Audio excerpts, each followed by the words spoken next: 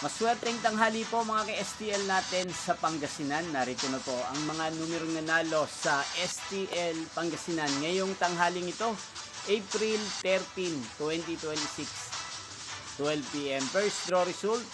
Yan, kitang-kita nyo na po ngayon sa screen ng inyong cellphone ang mga numerong nanalo sa STL Pangasinan.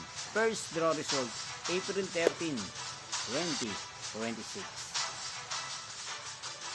Ano nga ba ang magandang tayaan ngayon sa STL Pangasinan para sa second draw at third draw ng Pangasinan mamaya? Siguro para sa akin ay ano ba nga ba ang magandang tayaan?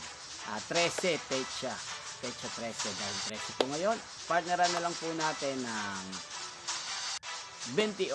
Ayan, 13-28. At ang pangalawang kombinasyon, isa sa mga paborito kong number ay 23. Partneran na lang natin ng 37. 23-37. Yan, sana manalo po yan mamaya sa STL Pangasinan.